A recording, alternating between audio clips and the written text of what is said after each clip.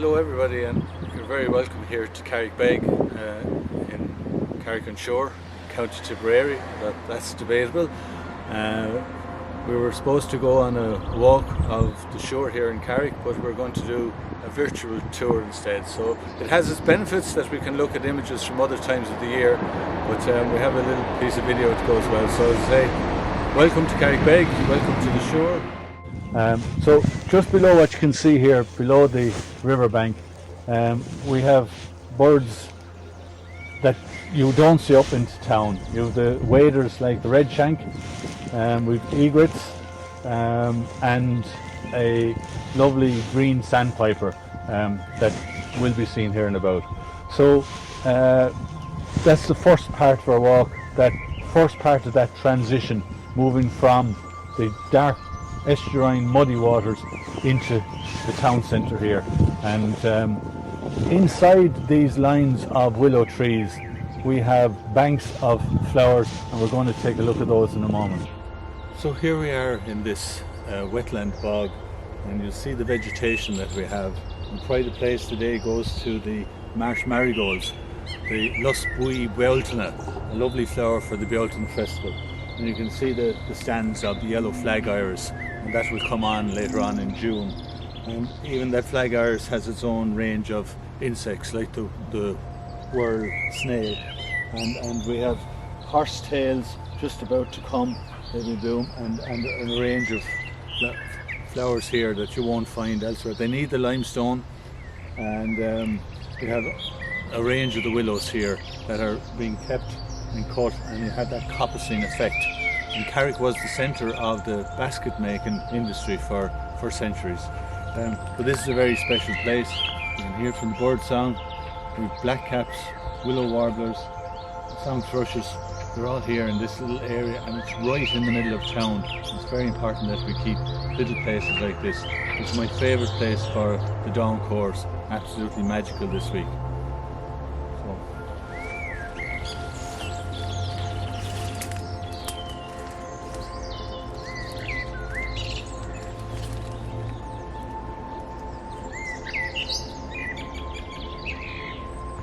So you'd think nothing could invade the peace and quiet of this lovely area. To be wrong, because a very silent invasive species is taking over large tracts of this.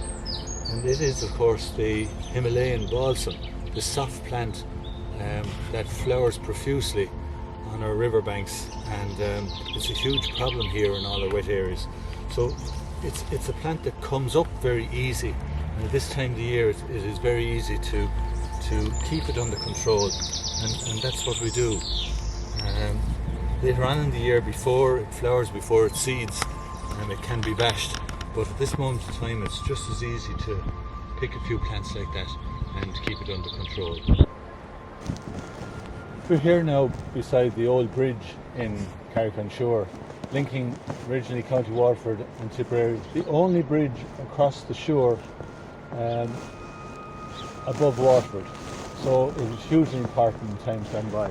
And this here again is the navigation arch, because all the boats had to be brought to here through the bridge, and from the other side then changed on from yawls onto lighters, types of specially made local boats, and then on the towpath to Clonmel. But on the other side of the weir here, the weir again is a weir to funnels across to drive Duke of Ormond's mill, but on the other side of that weir is the spawning ground of another fish that you'll only find in Carrick and St. Mullins and two other locations, and that's the Twait shad. Local people call them scads, but it comes again this time May every year. Beoltana, the Twait shad will come and spawn above that weir, just immediately above that weir, here at the head of the tide. So a very important fish is the Twait shad. So the tide will come in twice a day, roughly 12 hours apart, and you can see from the green vegetation above the weir in particular the height that the water will achieve. So it will still the weir twice a day, and obviously as the waters come up, it'll bring up fish from downriver, and they're preyed upon. One Carrick is probably one of the best places in Europe at the moment to watch the otter. And whereas the otter is normally nocturnal, here they'll follow the tides as well. So there's some fantastic images taken even by phones of people watching the European otter here on the riverbank. It's not the only migrating fish that predated here. The lampreys go upriver, particularly the sea lamprey.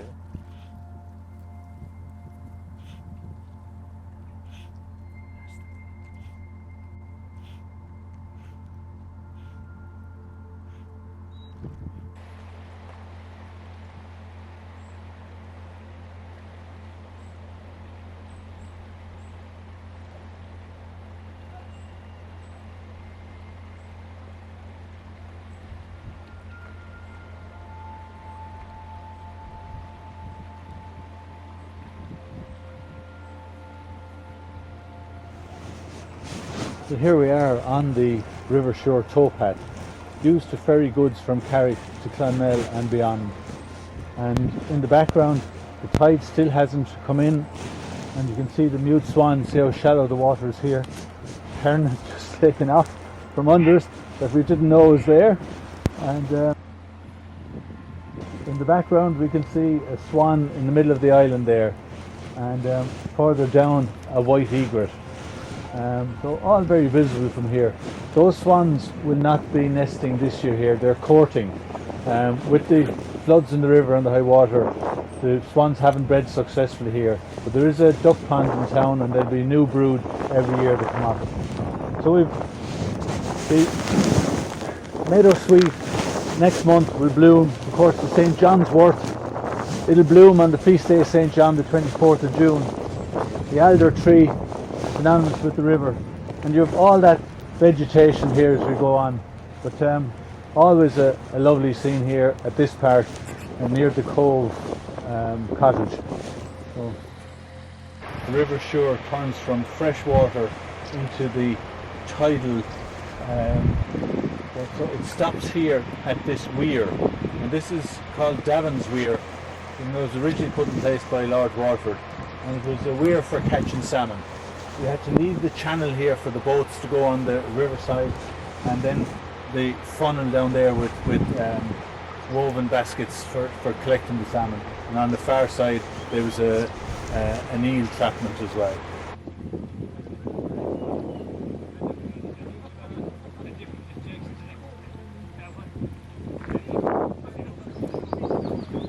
The whole nature of the river changes. It doesn't fluctuate in height. The vegetation at the side is different. We get a lot of rushes and reeds, and on some of those rushes down there, in the middle of the summer, you see a beautiful flowering rush, and the purple loosestrife is another fantastic flower that will bloom all the way, and we'll have the fleabane, the lovely yellow fleabane. Every day is a bit different. Here in the Rapeseed Isle, you find this solitary bee. Not sure, is it an ashy mining bee or a silver mining bee, but this time of year, April to June, they're out and about. And as I say, it's nice to see something different, as you will every time you come on the riverbank. And so we're here at the head of the tide, and I hope that you can see some of the swallows and the sand martins, house martins, picking the flies off the river. And the river itself, in Limestone River, has its own variety of flies, and I said this is often the passage, as it was in the past, the road into the centre of Ireland. It's often a migratory path used for birds, and you see things here at any time of year. So it's lovely to see the swallows and the martins back. So far this year we haven't seen any swifts, and we're really concerned about the numbers of swifts nesting in the town. There's none recorded last year. We'll do a survey again this year. But it's not the only species that we've lost. 3 years ago, or thereabouts, we lost the freshwater crayfish, or crawfish, as the local fishermen called it, due to a plague in the river.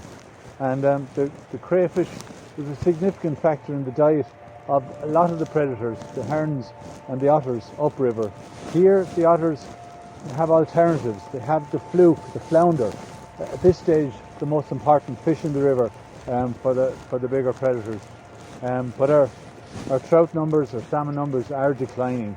But no matter what, it's still an absolutely fantastic place, lovely place to visit and to walk. I hope you've enjoyed our virtual walk here for this Bealtaine Earth Festival. Thank you for being with us. Thank you to Don for his help and guidance, and we hope to see you in the flesh here at some stage. So from me, thank you very much, and enjoy the rest of the Bealtaine Festival.